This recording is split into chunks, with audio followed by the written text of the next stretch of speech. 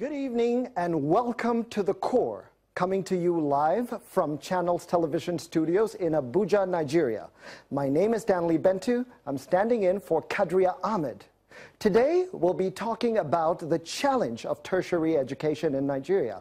Is Nigeria preparing to fail?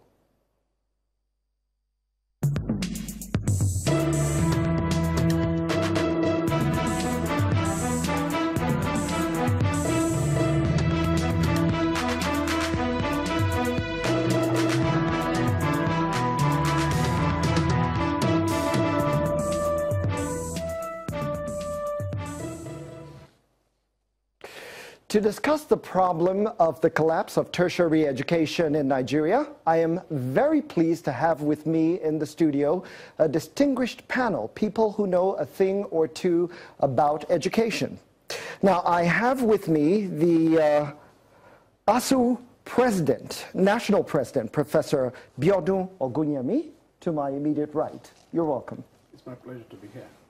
I also have former Education Minister and convener of BBOG, Obi Ezekwesili, to my immediate left. Thank you, Stanley.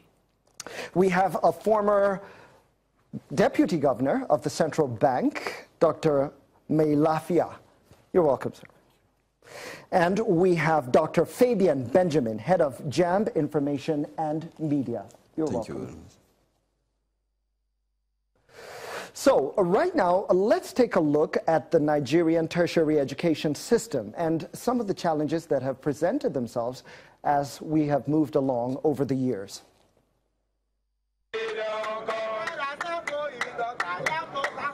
I don't feel good being at home while some of our colleagues, like the polytechnic students, are in school. I don't feel good. This strike is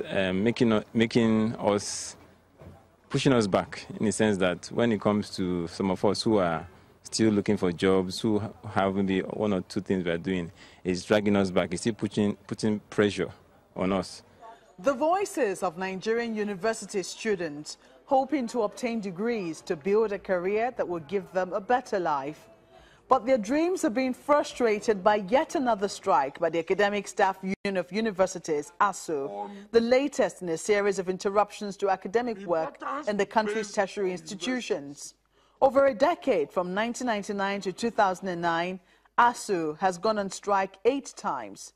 The first was 1999. It lasted 5 months. In 2001, ASUU again down tools for 3 months. Since then, it's been almost an annual affair, as the union further proceeded on strike in 2002, 3, 5, as well as 2006, 7, 8, and 2009.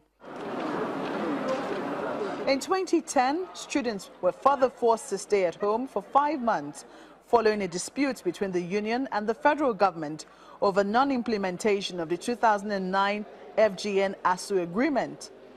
The agreement stipulates a salary structure for lecturers and earned academic allowances, and also covers issues of university autonomy and academic freedom. 2013 was the next strike by ASUU, which lasted for a period of 6 months. Today, ASUU is on strike, arguing that it's carrying out this current industrial action because of the failure of the federal government to fully implement the 2009 agreement.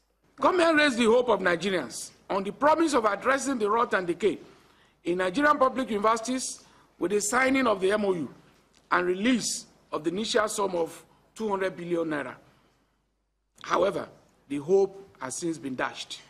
But frequent industrial action by university lecturers is not the only problem plaguing tertiary institutions in the country.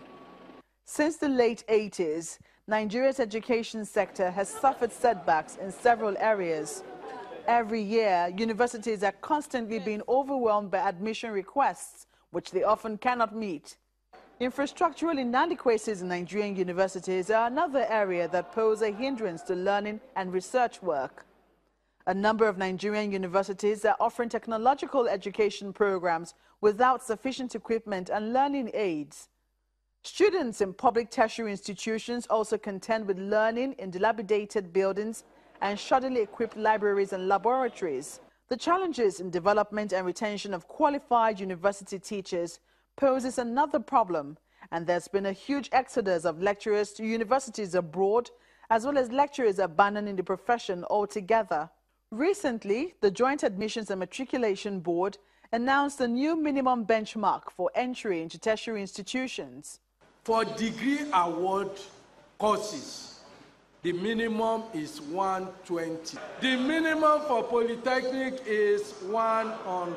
However, this new cutoff mark is eliciting widespread disapproval. The Minister of Education disagrees that the federal government is preparing to fail in the education sector. The government is putting in place all necessary mechanisms for expanding access to higher education in the country in order to accommodate as many of our qualified candidates as possible. Experts have suggested several ways of improving tertiary education in Nigeria. They include restructuring the curriculum in schools to address national needs, as well as providing the required facilities for research and development.